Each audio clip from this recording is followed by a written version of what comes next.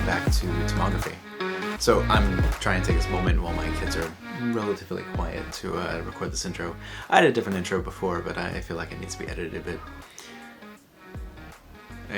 So anyways, so what we're going to be talking about today is a Riesz representation theorem, which is basically, so before when we talked about functionals, we put them inside what we called tempered distributions. Now, tempered distributions were things like delta functions and things like that, and we saw with the source space, we could define things like the Fourier transform on them and other sort of things that we usually do with functions, but on to these different objects that we call distributions or tempered distributions. Now, one of the big failings of distribution theory is that what you get at the end of the day isn't actually a function at all. They're a generalized function, and you know, there's some way that we can work with them. But when it comes to doing things like approximation theory and other things like that, they're really inconvenient. There's some work using, say, measures, which are sort of functionals over the space of continuous functions over a compact interval or a region, and you can do some numerical methods there, and usually that comes down to moment problems, but still it's rather unsatisfying. So what you would like to do is you would like that your functionals end up being represented by functions themselves, just like what we had regular tempered distributions where we had a function sort of attached to them. Well, we'd like that to happen all the time. And so instead of having a delta generalized function or delta distribution, we want to have a function that represents function evaluation. So what we're going to do is we're going to go ahead and go through the Riesz representation theorem, which will basically tell us that if we have a Hilbert space, all the functionals are represented by a function inside the Hilbert space. And so we can really just stop thinking about functionals as a different object in themselves, and just functionals become a member of the Hilbert space. And then once we do that, we can start talking about what I call reproducible kernel Hilbert spaces, or what are called reproducible kernel Hilbert spaces. And that's where you'd have a Hilbert space of functions where your bounded point evaluation, where point evaluation is bounded, and that means that there is a function inside your space that represents it, and this is called the kernel function. So these are really important for approximation theory. They're important in function theory in general, operator theory. They come up a bunch. Reproducible kernel Hilbert spaces also appear in quantum mechanics, where the Fock space ends up being the it corresponds to the quantum harmonic oscillator, and and kernel functions there, I believe, correspond to coherent states, although I'm not an expert on that particular topic. And I guess they're starting to throw a tantrum, and so maybe I need to cut this a little bit short. But we'll go over the Riesz representation theorem, projections onto a finite dimensional subspaces, and then after that, I'll give you a couple definitions that for reproducible kernel Hilbert spaces, both from the way that from sort of the feature space idea and the idea and the straight definition of bounded point evaluation. Though both of these ideas give you exactly the same concept at the end of the day. In any case, before things get too loud, I think I'm gonna stop, and let's have fun. Okay, so let's go ahead and get started. So the it's better. Okay, so the first thing to do is to review what functionals are. So we're going to be talking about the Riesz representation theorem.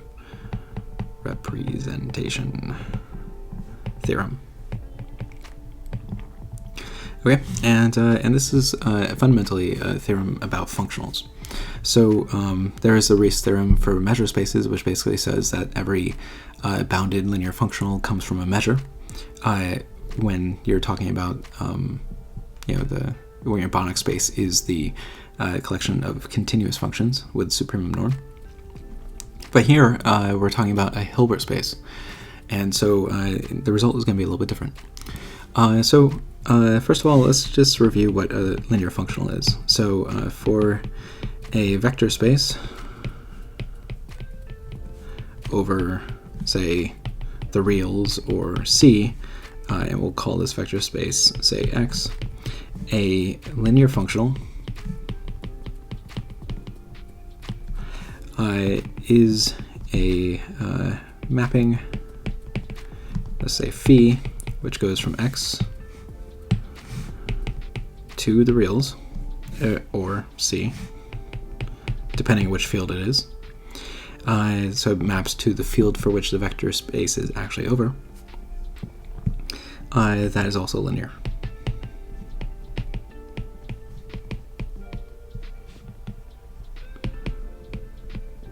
I.e., if we take phi of, say, lambda x plus mu of y, then this is going to give us lambda phi of x plus mu of phi of y, right?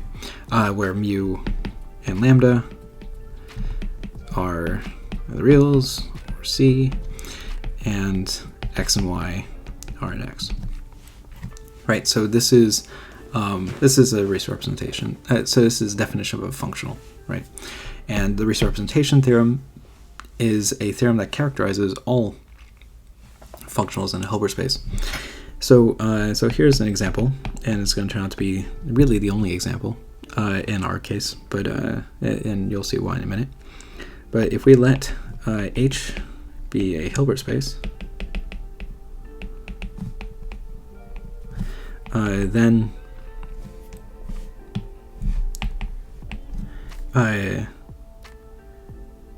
for each H in H, the mapping phi sub H acting on F, where F is also in your Hilbert space, is given by this. F inner product with little h, and this is the inner product in big H. The mapping is a linear functional and is what we call bounded.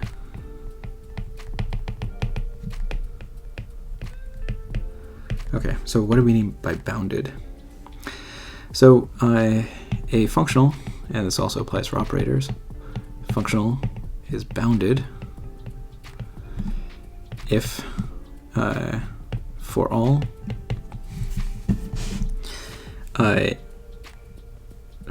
f and h, there, or rather I should say,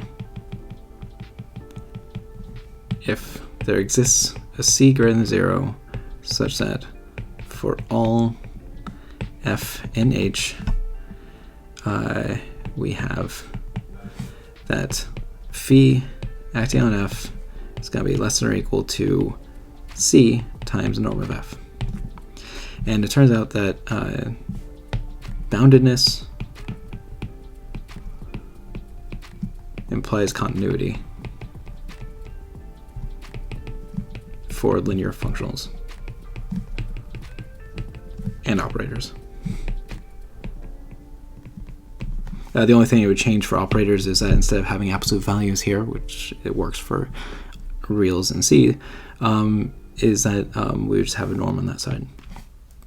But basically, you get continuity just because if you have a sequence fn going to f, then we have the absolute value of phi of fn minus phi of f is equal to phi of fn minus f, which is less than or equal to c times fn minus f. And if it converges, this goes to 0, right? And so then that means that this converges. So, and if every time the domain converges to something, you converge in the range, then you're continuous. Okay, so then we're asking about, we're trying to figure out what are all the all the continuous / bounded functionals over H, right? That's our question. and that's what the Riesz representation theorem is going to give us. So might as well go ahead and start it. So we have the Riesz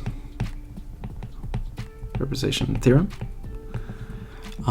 Basically says that let's let H be a Hilbert space.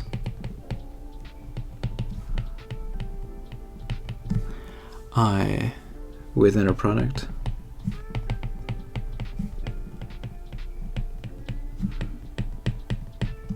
right, so yeah, this inner product goes H cross H to some field where F is going to be equal to the reals or C, right? Then for every continuous functional,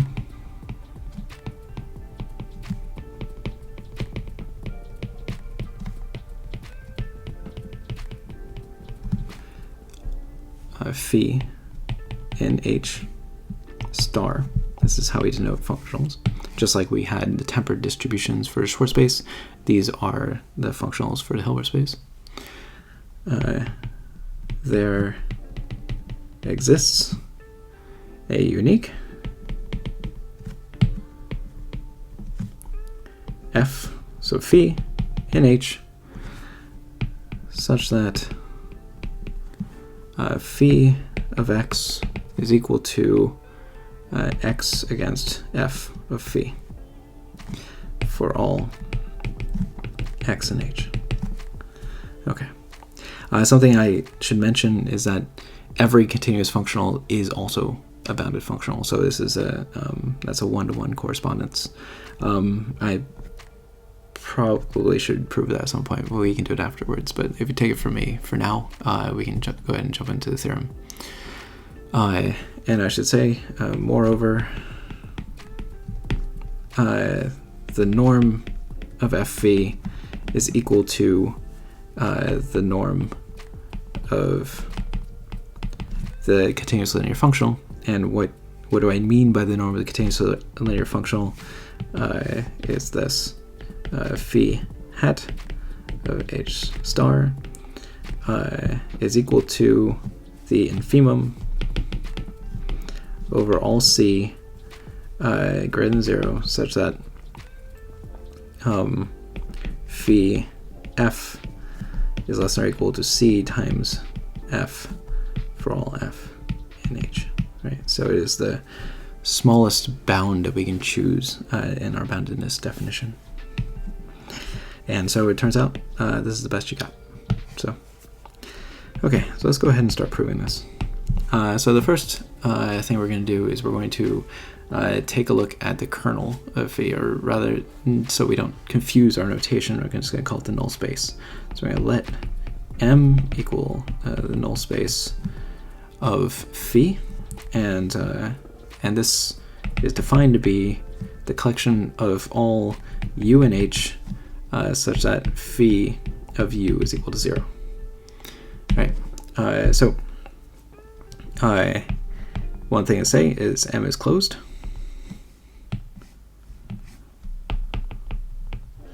And that's a topological concept, and the way we know it is because basically it is the pre-image of a closed set, which is the single point 0. Okay, so now what we're going to do is we're going to say first case we have M is equal to H.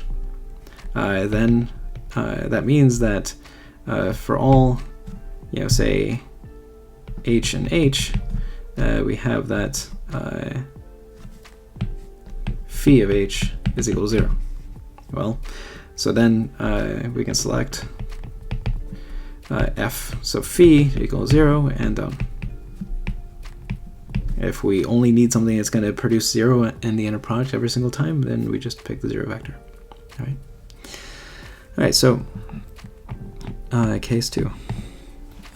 So now what we're going to do is we're going to assume that M is not equal to H, right? And so now we're going to, and now our goal is to show that M_perp is one-dimensional.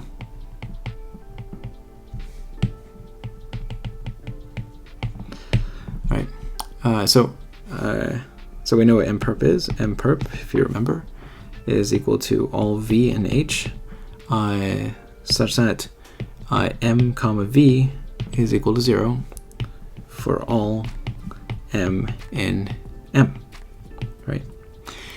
And so what we're going to do is we're going to let v1 and v2 be in M_perp.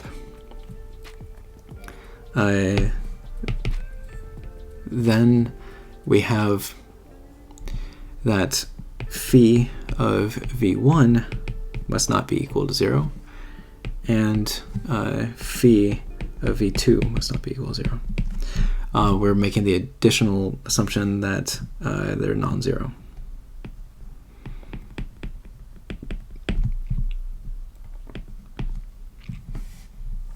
Okay, so since they're not the zero vector and they're in perp, then that basically means they're not going to be in M.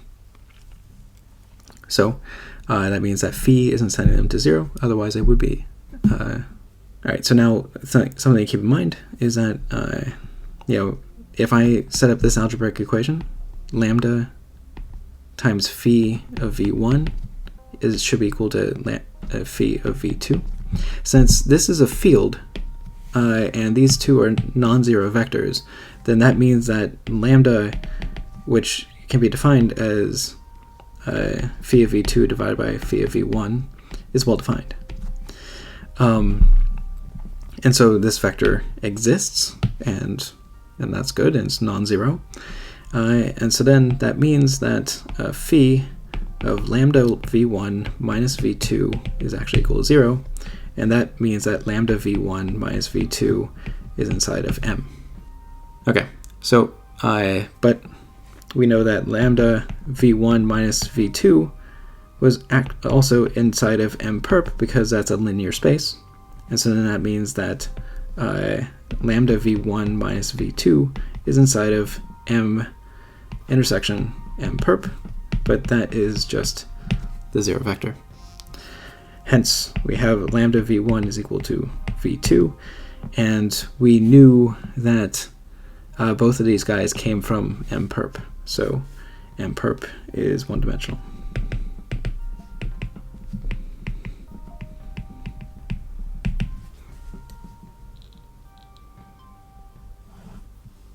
Okay. So now what we're going to do is we're going to let G be an M_perp with norm of G being 1. So we're saying it's a unit vector.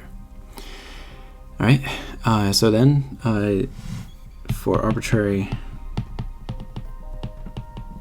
x and h, we're going to let V be the orthonormal projection, be the orthogonal projection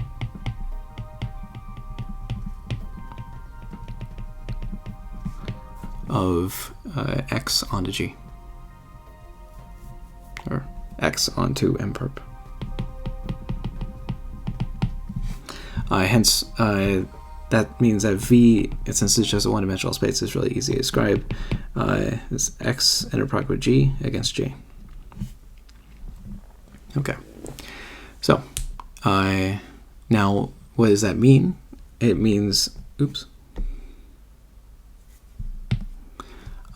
it means this, that G interproduct with x minus V is also going to be 0, because we know that x minus V must be in M, which is M_perp.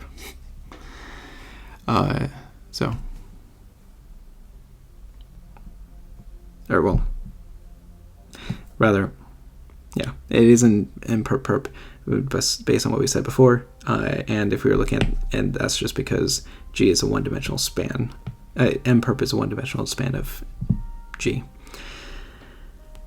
Okay, so there we go. And so finally, we can say that x inner product with g must be then equal to v inner product with g. And that's just coming straight from this. You could also work it out explicitly here if you want. So, I mean, I guess it wouldn't hurt. But basically, if I take a look at v inner product with g, and this is written as x inner product with g against g, and pull this out, we're going to get x inner product with g against g with itself, but this is the norm of g squared, and the norm of g squared is equal to 1. So you get x inner product with g. All right, if that wasn't clear before. Okay, so right, now let's get to it. So we have v, take a look at phi of x, and I'm going to write this as phi of v plus x minus v. All right, so adding and subtracting v, so we've actually changed nothing. So on the one hand, we have phi of x inner product with g against g, and that is just the definition of v, and then we have plus phi of x minus v, but remember x minus v is an m, and m is the null space of phi, and so then that means that this guy is going to go to 0, and yeah, so that's what you get. You get x inner product with g against phi of g, using the linearity to pull that guy out, and yeah. So now what we can do is we can write x inner product with phi of g bar against g, and yeah, this can be taken as f of phi. And so now we see that we can always write phi of x as x against f of phi, where f of phi is written this way. Now, how do I get the norm of phi of x from this?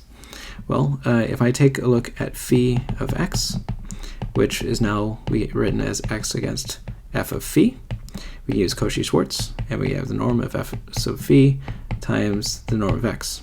And so this can be taken as a candidate C. So therefore we have our boundedness. But it turns out, if I were to take phi of f of phi, well, then this is f sub phi against f sub phi, and this is equal to the norm of f sub phi squared, which is equal to f sub phi times f sub phi. And so that means that since we're looking for the smallest c that would work for every single, that would give us this inequality for every single member of H, well, f sub phi is a member of H, and so then therefore that means that we saturate this inequality. So hence we have that norm of phi as a functional on H star is equal to f sub phi. Okay, and there we go. All right, so what have we just shown? Well, we just showed that every single bounded linear functional is actually a member of H itself in some fashion. So we can always represent a bounded linear functional from the dual of H is what they say. And yeah, it just turns out that that corresponds exactly to a function inside of H. And so therefore, when we talk about the dual space of H, which is a set of all bounded linear functionals, so in the Schwarz space, this was the collection of tempered distributions, we don't have to think beyond just the Hilbert space itself. And so we don't have to give any sort of critical thought to what the dual space is in that case. And it's really nice because it means that anytime we find a functional that we like, there's a function inside the Hilbert space that actually represents that functional, and this is really good for functional approximation, and it is good for kernel spaces and I exploit this idea every single day in my own research. I think this is probably the most important theorem of all of Hilbert space theory. Okay, so so I guess I do owe you one thing, and that is showing that all continuous linear functionals are bounded. All right, and so so I guess well, over Hilbert space, let's say.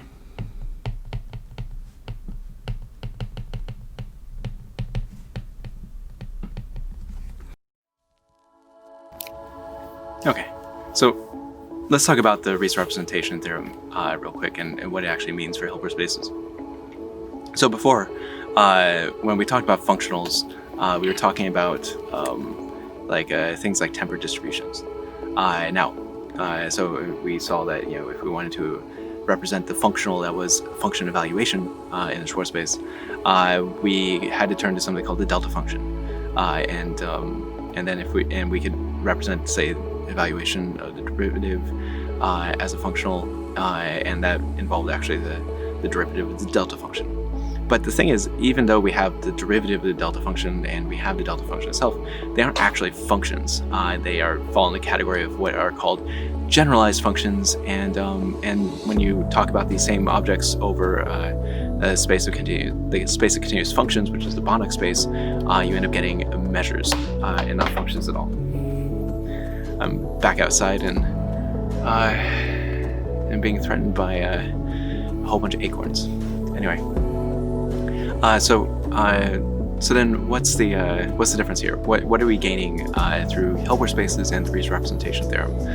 So the Riesz representation theorem basically tells you that anytime you have a functional, that functional lives inside of the Hilbert space itself, where it can manifest as an inner project against something. So when you have a Hilbert space, say on Rn, for instance, that means that your functionals are just Rn vectors. And if you have a function, a Hilbert space that consists of functions, then that means that when you have a functional, that functional can be written as a function itself. And so, and that has enabled researchers to do a lot of things in approximation theory, in operator theory, and all sorts of other places. By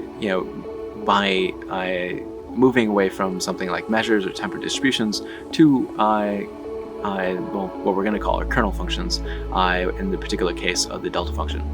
So then this advantage really does manifest in approximation theory, and what we're going to do in a lot of the rest of the lecture is we're going to go through and we're going to talk about kernel functions and some of the nice properties about them. And then next lecture we're going to get into something a lot closer to tomography, and those are occupation measures, or occupation kernels, which are sort of the analog of jumping from the delta function to kernel functions, to going from occupation measures to kernel function, to occupation kernels. So anyway, we're going to go back to lecture, and yeah, I'll see you in a minute. Okay, so I moved outside for a little bit. It might be a little noisy with nature sounds, but that's just the way the world is. Well, nature and siren in the background. You just can't escape noise. It's just the way I've learned with trying to record things. Anyway,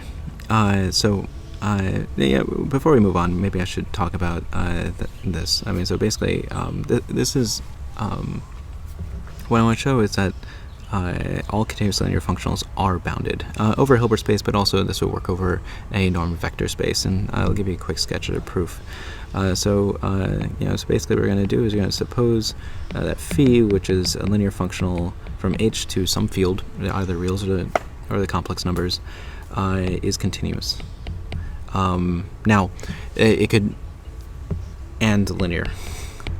Now, for a linear functional or a linear operator, and this same argument works for operators, being continuous at 0 and being continuous are both the same thing, because you can shift any point you want to 0 by linearity, and then you get continuity there. So what I'm going to do is I'm just going to exploit the concept that it is continuous at 0 and build off of that. So what we're going to do is we're going to, we're going to suppose that Fn is a sequence n equals 1 to infinity in our Hilbert space. Again, this could be a norm vector space if we wanted, such that Fn converges to 0, right? So then that means, or here, actually, let's do this in epsilon delta notation. So I'm going to say we're going to let epsilon be greater than 0, such that for all and then there exists delta greater than 0, such that for all, say, x in H, with the norm of x being less than delta, we have that phi of x minus phi of 0 is going to be less than epsilon. Now phi of 0 ends up being 0 just because if you have phi of 0, then this is, say, phi of 0 times some vector, any vector you want, and then you pull out the scalar, phi this, and then, well, this is just 0, right? So phi of 0 is 0. So then what we can do is we can just go ahead and say, this implies that phi of x must be less than epsilon. All right, so now we're going to let, say, y, and I'm going to put less than or equal to on this delta, which I'm perfectly allowed to. So I'm going to let y be in H, then I'm going to write y divided by y times delta. If we take a look at the norm of this vector, it is equal to delta, and so that tells us that phi of delta y over delta must be less than epsilon, and then since this is a scalar and this is a scalar and phi is linear, I can pull them out, I can divide it on the other side, so that gives me a phi of y is going to be less than epsilon over delta times the norm of y. And so then this would be the C for boundedness. Okay, so that's what we got. Sounds like my neighbors have their radio going too. Radio. What world am I living in? A podcast? Television? I don't know. Anyway, but okay, so that's what we got. So, yeah. All right, so now let's go on and start talking about, one more thing before we get into reproduced kernel Hilbert spaces, because this will really help us understand a definition. And so what I'm going to do is I'm going to talk about projections. And I'm going to patiently wait as I write for this helicopter to go over. Really noise everywhere. Some days I try to record, then I have lawn people over and mowing my lawn right in front of my window. Or I don't know, I can keep complaining.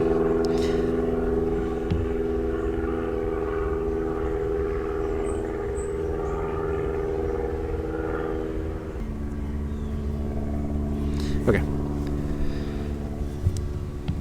So projections.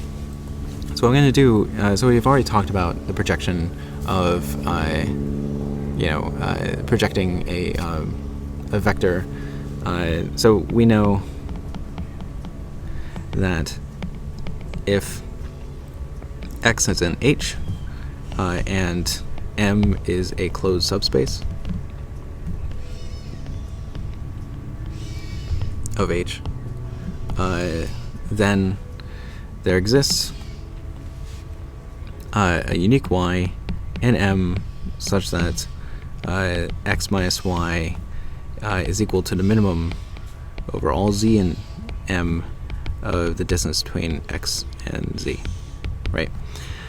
So what that tells us then is that there is some closest element in the subspace to our point X. So there's something that I'll just tell you right now, just save some time, is that every finite rank, or say finite dimensional subspace of H is closed. Okay. So then you can say, what does the projection look like?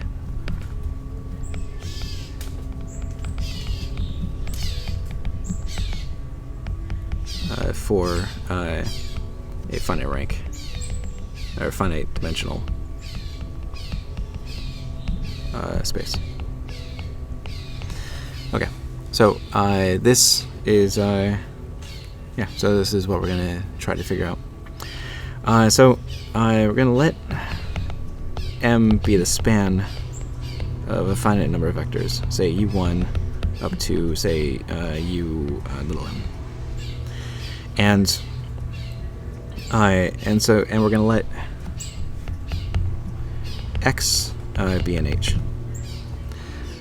So now what we're trying to do is we're gonna try to minimize the distance between X and all these guys. So we're gonna say we're gonna take U.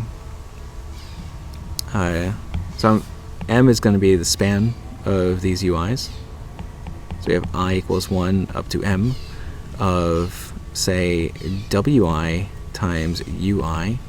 Well, let's figure something else out. What's a good letter?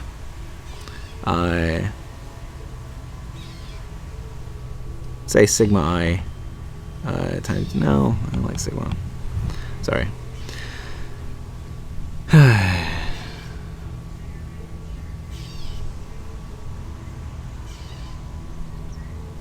TI. I'm gonna go with TI. TI UI minus. Is that T? I don't know. It's philosophically, I'm having issues. All right, so we're trying to talk about the minimizer of this guy for X. And now instead of just talking about vectors in M, we're just going to talk about some collection of T. So this would be my full vector of Ti coefficients here. And I'm just going to minimize over those guys because that would be the same thing. Now, since this is always positive, I'm going to go ahead and square it, and we're going to end up getting the same minimizer. And now that I've squared it, though, I can go ahead and talk about this. The minimum T in Rm of the angle bracket between I going from 1 to M of Ti Ui minus X, inner product, just putting, well, I don't want to confuse with Brockhead notation, I equals 1 to M of Ti Ui minus X, and yeah, that's the same thing. So what you can do now is you can actually go ahead and expand this, and where you're going to get is this. You have the minimum of T and Rm. It should be in Cn, I should say. And we're going to have the following. So you expand it, and on one hand you're going to get x squared, right? And then you're going to have minus twice the real part of the sum I going from 1 to M of Ti Ui, Ti, and then say Ui inner product with X, and then you're gonna have this last bit, which is gonna be the sum over I and J going from 1 to M. So it's a double sum, but I'm just compacting everything in together here. We're gonna have Ti Tj bar times Ui Uj. All right, so now I'm going to make an assumption here. We're going to assume we have a real coefficient, a real vector space. Just to help, because I just kind of want to get rid of, you can do this otherwise, but just to help with the discussion. So it gets rid of these two guys. So when you do that, we can go back and we can take a look at this, and we know that we have a global we have a minimizer when we take the derivative and we set it equals 0, right? And so I can call this, say, an objective function. I'm going to call this f of t, where t is in, say, Rm. And what that ends up giving me is that it tells me that a gradient with respect to the t variable of f of t is going to be equal to, so this is constant, it goes away. This can be expanded as a vector of, it's going to be 2, we're going to have minus 2 times the real part, sorry, well, not the real part, minus 2 times, it's going to be inner product between, I'm going to say x and ui because we're now in a real space, so it doesn't really matter. So it's going to be u1 down to x to um. And now we're going to have plus, now this guy can be expanded as a matrix where you have a vector t transpose times this matrix times t, and the matrix itself is going to have coefficients of ui, comma, uj, and I and j going from 1 to m. Right, so and that turns out to be what we call the gram matrix for this, or the Gramian for this basis, and this is going to give us 2 times g. So now, if I set this equal to 0, because we're looking for extreme point, g turns out to be invertible, and so what you end up getting is you get, and it's 2gt, sorry.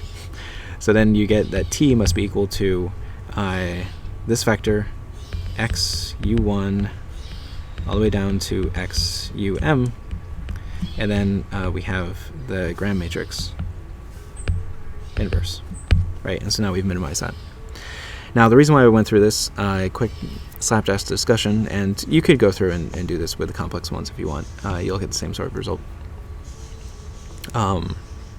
And so this ends up being our minimizer, just because g is invertible, and so and this is uniquely solvable. So that means that this is actually ends up being a global minimizer, and so then therefore the projection, which I'll call p on x, ends up being the sum of this. Say I'll call this t star I times ui, I going from 1 to m. So this feeds directly into kernel functions and kernel approximation theory. So let's go on to the next bit, and let's define what a reproduced kernel Hilbert space is.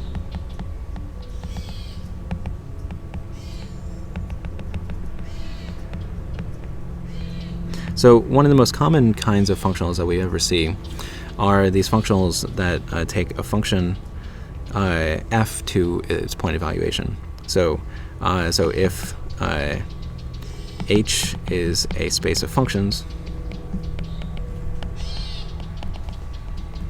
from, say, x to, say, complex numbers, then a functional in the space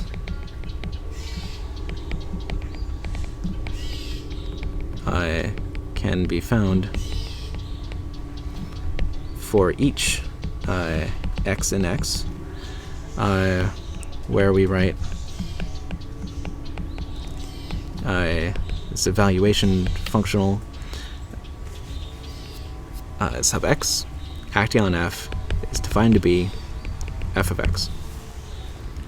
Okay, so that's pretty handy. So this is a functional. Now, we saw this before when we were talking about the Schwartz space. We had these same sort of functionals come out, and those were represented through delta functions, which were tempered distributions. So now we're going to talk about a new kind of space, and so this is going to be called a reproduced kernel Hilbert space, and this is our definition. A Hilbert space, let's say, given a set X,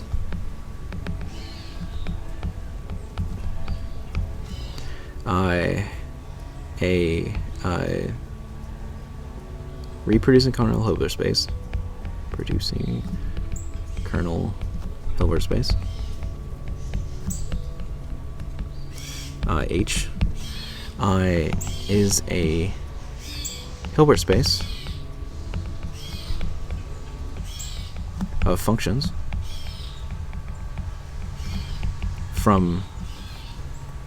x to some space of scalars, C or R, depending on what you want to do, such that the evaluation functionals, so I should say such that for each x,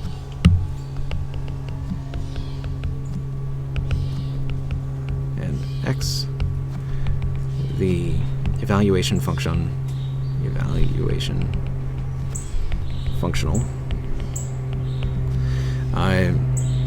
e sub x, which goes from h to c or r, is bounded.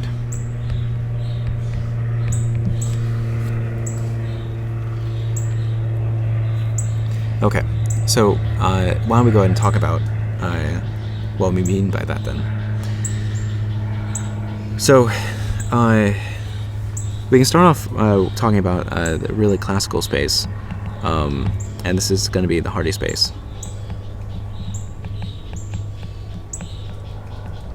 And so I'm not going to get too deeply into what the Hardy space is, but there's a really nice formulation of it in terms of just power series. So the Hardy space is basically, basically we're going to write H2, and this is going to be defined as all the functions going from the unit disk of the complex plane to complex numbers, such that f is analytic. This means that it admits a power series convergent power series, and we have that f of which means it is written as f of z equals the sum of an zn, n equals, say, 0 to infinity, and we end up having the sum of an squared less than infinity. Okay, so it's a really natural inner product that comes here, and comes from its power series expansions, and so we say if f and g are in H2, then we have the sum that, and we write say f is equal to sum a n z to the n, and g is equal to the sum of bn g to z to the n. Then what we have is that the inner product between f and g and H2 is going to be the sum of an bn bar, n equals, say, 0 to infinity. So now I just told you, I gave you a definition of a reproduced kernel Hilbert space, and so I told you that point evaluation functionals, if all point evaluation functionals for the space are bounded, then we have a reproduced kernel Hilbert space. And now my very next example is this Hardy space, so it better be a reproduced kernel Hilbert space. And if you look at it, you can actually concoct one, a function, the evaluation functionals pretty quickly. And in doing so, we're actually going to make the function that represents these evaluation functionals. And so what I'm going to do is I noticed that we have this bn term here. Now, if I were to replace, say, if bn bar ends up equaling, say, z naught n, then this would be equal to f of z naught, right? And so why don't I go ahead and do that? I'm going to declare for each z naught in D, which, by the way, if you don't know, is all complex numbers such that the magnitude of z is going to be less than 1. So for each z and d, I'm going to make this function. I'm going to call it g sub z naught of z, and I'm going to write this at n equals 0 to infinity of, say, z naught bar to the n times z to the n. Now, how do I know? Do I know if this converges or not? Well, z is supposed to be magnitude 1 because all these functions are supposed to have that domain, and this, since I pulled it from the disk itself, it also has magnitude less than 1. So that means that if I were to take g of z, I can actually write it using the geometric series formula. And so this is going to end up being 1 over 1 minus z naught bar times z. And so just straight from calculus 2 reasoning, we actually have an explicit form for this gz naught, which is supposed to be what represents our evaluation functional. So, so now, if I take a look, and I take f against, say, this gz naught, well, the bn terms for g are these z naught bars to the ends. And so we get sum n equals 0 to infinity of, say, an, and now I have z naught to the n coming out of my bn's, or my bn bars. And that itself is exactly f of z naught. Now, how do I know that we have a bounded functional? Well, that's pretty easy. F of z naught, then, we know is equal to the f of g z naught, and by Cauchy-Schwarz, this is now the magnitude of f times the magnitude of g, or is bounded by that. And so, there you go. That's a bounded point evaluation. So this is sort of the canonical example of reproduced kernel Hilbert spaces, aside from, say, the Gaussian RBFs, but those are harder to describe. This one is nice because it actually, in function theoretic operator theory, lends itself nicely to the description of all sorts of operators that are very important to, say, analysis, signal processing, and other things. And so it ends up being a nice little model space. Okay, so that is one definition, one example. A non-example is L2. So L2 of, say, 0 to 2 pi, for instance. L2 of 0 to 2 pi, basically this, trying to think of the best way to describe this. I mean, in short, what we have is this. You can say L2 doesn't actually consist of functions.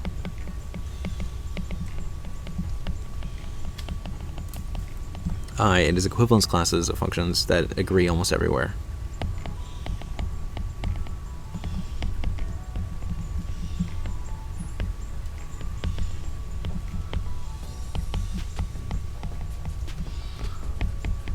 Right. And so you can actually change any function at any one given point. So you're trying to evaluate a function at a point. You can choose any value you want there, and it's not actually going to affect what the function is, or this equivalence class. And so, so then that means that function evaluation is meaningless.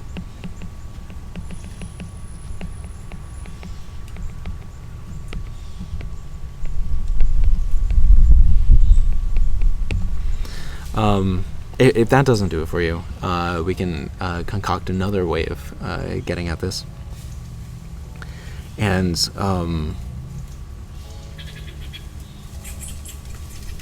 it is this way. So so since function evaluation is continuous, if we have, say, fn converges to 0, then that means that fn of x must converge to 0 for all x, right? Norm convergence implies pointwise convergence. That's basically what this is saying. So, and this is because we know that e sub x of f it has to, fn is going to converge to e sub x of 0, and evaluation of 0 at any point is 0. So, so what you can do then is we can concoct this funky rectangular sequence of functions that are going to be converging to 0. But I need to make sure it converges in a clever enough way that everything works, right? So, so this is going to be my function. We'll say this is, say, at 2 pi, and we're going to put this at 1 over n. And so I need to make sure that this gets thin enough that as I go, I'm going to actually make this shoot up to infinity. So we're going to blow up to infinity at the origin, but everywhere else is going to be shrinking down, down, down. But we know that the norm of a function, so the norm of fn, say squared, is equal to 0 to 2 pi of integral of fn of x dx squared, right?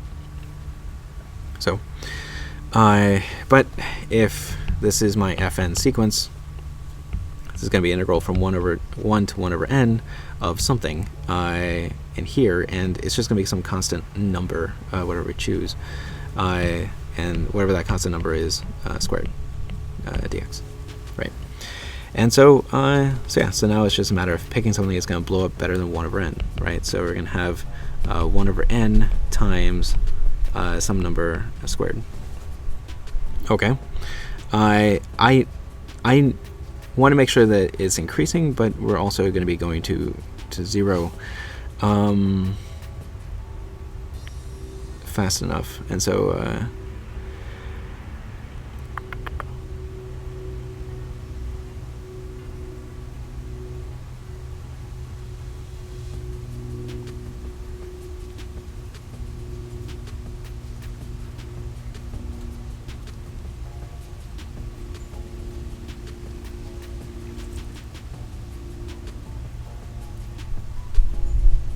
okay, yeah, let's just do this. I'm going to put in what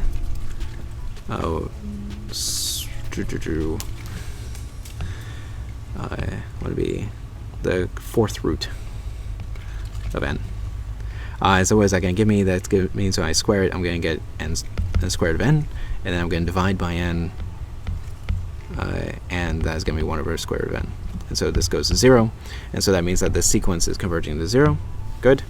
And but at the origin, what are we going to get? But f of 0 at n is equal to the square root, the 4th root of n. I'm putting this in quotes because it's not actually equal there, and that goes to infinity. So even if there was some way of determining function evaluation here, it would still blow up. Okay, so hopefully that's convincing for you, although this argument from here on is pointless because equivalence classes, because the L2s consist of equivalence classes of functions, not functions themselves. Okay, but just sort of a heuristic way of thinking about it. Okay, so great. So how do we, what else are reproducible kernel Hilbert spaces? So it turns out that if we for each, so let's go back and talk about reproducible kernel Hilbert spaces. And so, for each x in x, there exists what we're going to call kx in h. And such that for all f and h, we have that f against kx is equal to f of x. Right. So this ends up being, we say that kx is the kernel function, or the reproducing kernel,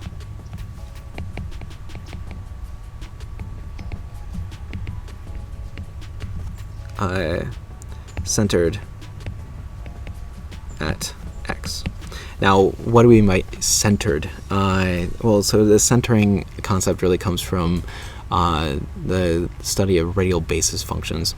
And so radial basis functions are one of the major ways that people do approximation theory with kernel functions.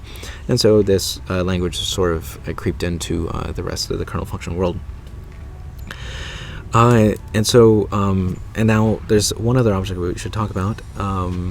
So we say the function, say k x comma y, given by k sub x, k sub y, sorry, I always put bars in my enterprise, k sub x, this function is called the kernel function corresponding to h. Okay, so it turns out that this kernel function satisfies something that's called a positive definite property. Satisfies the positive definite property,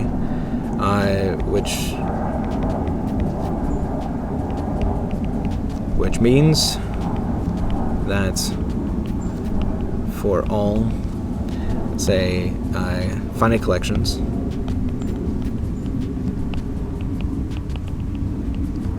of points in X, say for now x1 up to xm,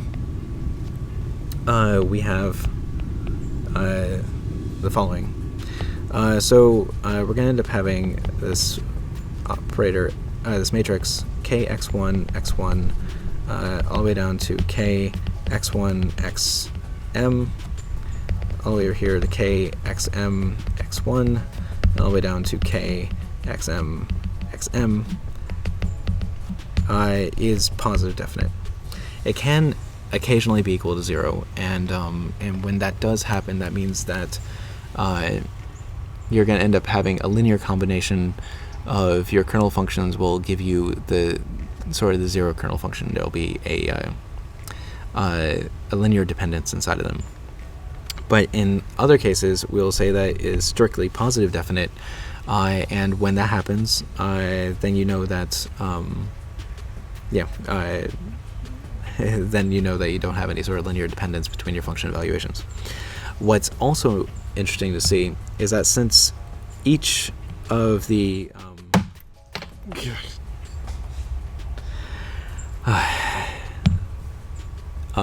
Acorn just slammed down on this thing, and I have a microphone amplifying everything through my ears. That's startling. Anyway, so back to what I was saying.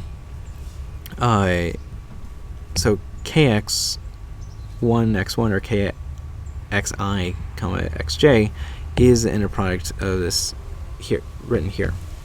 And so if we go back, a few slides here, we saw that that's exactly what this gram matrix is. So what this does, so that basically tells us is that we can talk about projections onto finite linear combinations of these kernel functions. And we know that it'll always be well-defined. And so it turns out that whenever you have a function that actually satisfies this, you can build a reproduced kernel Hilbert space out of it.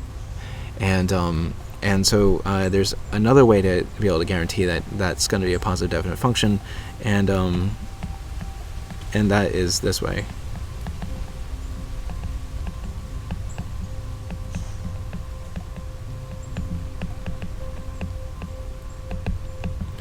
Okay, so there's another approach to this, and we're going to be talking about this sort of thing. So we're going to let x be an x, and suppose phi is a mapping from x, and I'll say capital Phi, to little l2 of the natural numbers. This is a feature map. So then what you end up having is this. You're going to have x is going to get mapped to phi of x, which is equal to say phi1 of x, comma phi2 of x, comma phi3 of x, etc. to infinity. And we know that the sum of phi I of x quantity squared is less than infinity, I going from 1 to infinity. So and also the little 2 has a very natural inner product, and so if I take phi of x and I compare it against, say, phi of y in little L2, this is going to give me the sum of I going from 1 to infinity of phi I of x times phi I of y bar. Now this should start feeling a little bit familiar to something we just saw. And so this is an inner product, and what we say is that this is actually going to be a kernel function at I think it's xy. I have to watch out for the conjugate, so maybe it's yx. I don't know. I'm going to pretend it's xy.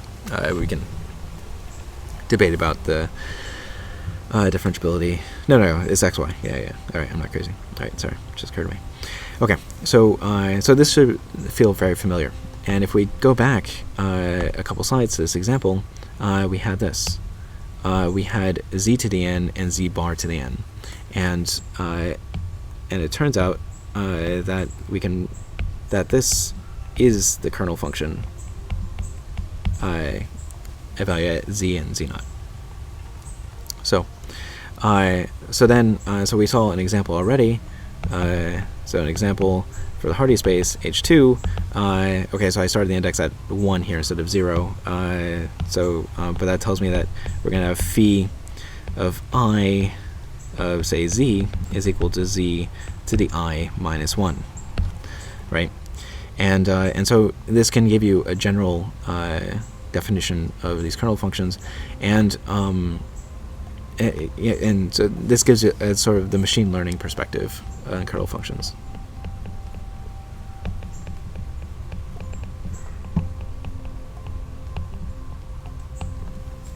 Okay, so then we can actually get directly from here function and point evaluation being bounded if we'd like.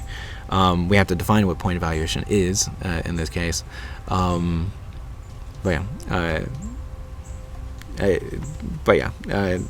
Maybe it's a little bit too much to go into at the moment.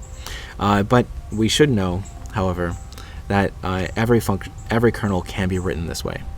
And so let's go ahead and talk about that. So we're going to let, and this is Riesz theorem, I believe. So let H be a reproduced kernel Hilbert space, and set the sequence En, n going from, say, 1 to infinity, as an orthonormal basis for H. Okay, so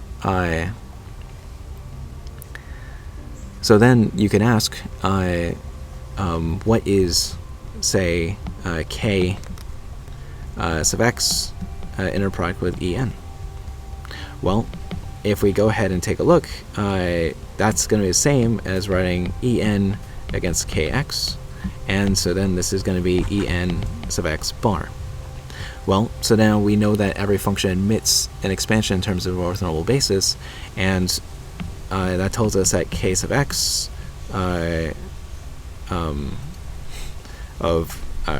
well, let me actually write this as ky. K sub y evaluated at x, and so I'm going to put y here, is equal to the sum of En y bar, so basically this guy, times En of x, n equals 1 to infinity. And, well, kx sub y is actually equal to k of xy. And so, therefore, this ends up being our phi I of x, or, well, that is. And so that shows you that every single kernel function itself can be written as a feature space. And so the feature mapping, and we know that, and the reason we know that is because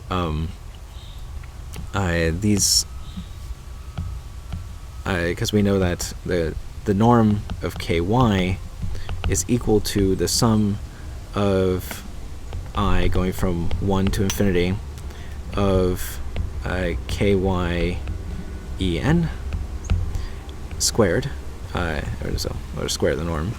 And so, and since we know that the norm itself must be bounded because it's inside of a Hilbert space, this must be bounded. And what is this equal to? Well, this is equal to the sum of I equal 1 to infinity of phi n, I should put n there, of no, phi n of y squared. Hence, phi maps x to little l2 of n, right? So there we go. Okay, so that's nice. So let's talk about two more things, and from now on, I'm really just going to be living in. We're just going to talk about real Hilbert spaces. There's probably members of the faculty who'll get really upset with me for just switching through reals, but in data science, most of the time, that's all you deal with. So the next one is so the next thing we're going to talk about is the Fock space, and maybe this should really be over the complex numbers.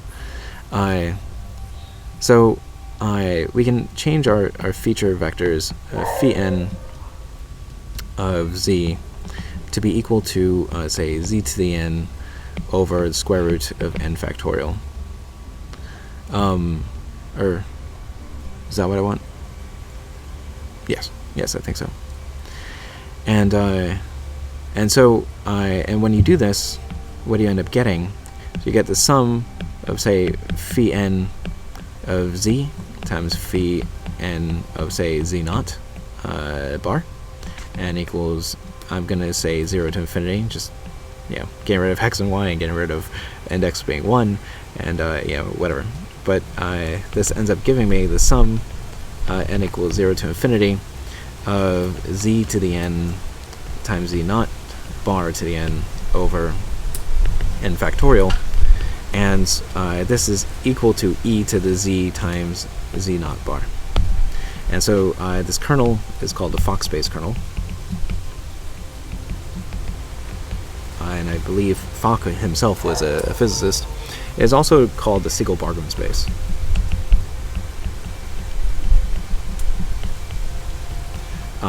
And that's after a couple mathematicians.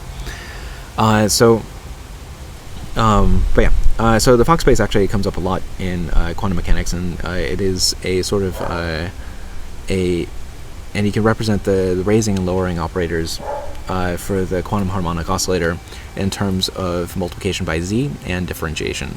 And this pairing itself, obviously, I mean, if you've taken quantum mechanics, that you can basically find the minimum energy using these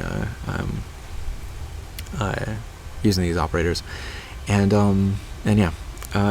so this is sort of a manifestation of what's called the Stone-von Neumann theorem, which basically says that quantum mechanics has to be agnostic to the Hilbert space you choose. And so you can go from talking about L2 from negative infinity to infinity, which is typically done in quantum mechanics, and you can map it to the space of analytic functions or entire functions for the Fock space. But it has a whole bunch of stuff that you don't need to know today. So then, building from this, there's one more space I want to talk about, and basically I'm going to convince you that we can make a kernel out of kernels. So we're going to start off with phi n of, say, z times phi n of z naught bar, and it's going to be our kernel function z comma z naught, n equals 0 to infinity. Now, I want to tell you that if I let f be a function from x to, we'll say the complex numbers for now, then what do we have? Well, we're going to end up having, so we can make a kernel function, I should say. So we're going to get then f of z times k z comma z naught times f of z naught bar is a kernel function.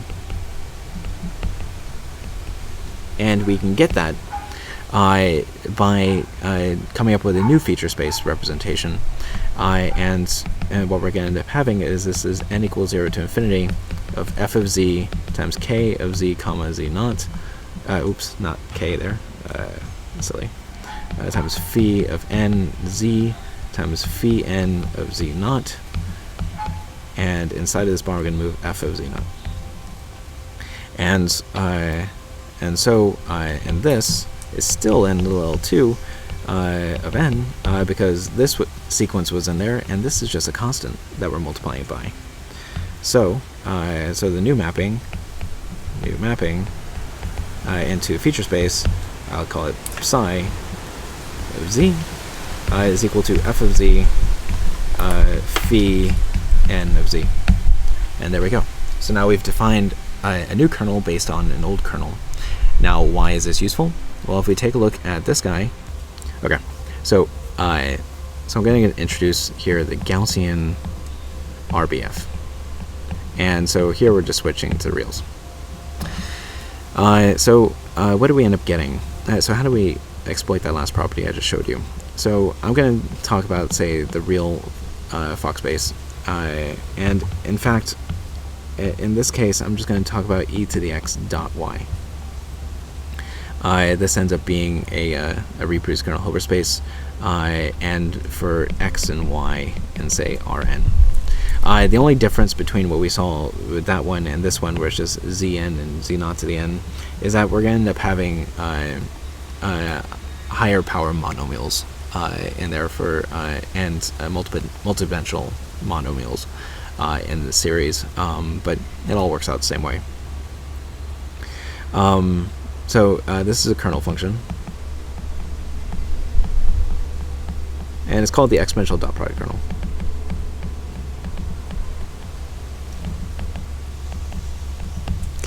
And basically what I can do is I can go ahead and I can multiply this by say e to the minus magnitude of x squared divided by 2 times e to the x dot y, and then we have minus y squared over 2, the norm of that. And then just a little bit of reasoning, you can see that you're going to have e to the minus norm of x minus y squared divided by 2, and this is a Gaussian. But I just showed you that's a kernel, and so there exists a reproduced kernel Hilbert space that corresponds to it. And so we say that the reproduced kernel Hilbert space corresponding to a given kernel is called the native space for that kernel. Okay. And so, and this is the Gaussian, and generally speaking, we say the Gaussian RBF kernel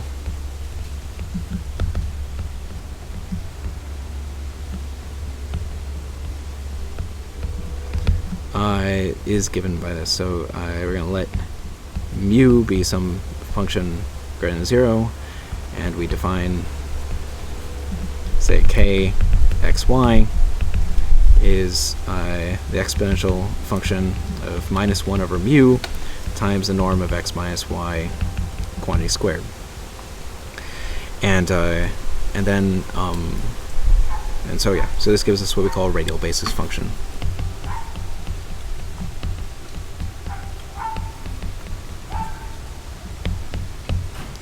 And this comes up a lot in approximation theory and whatnot.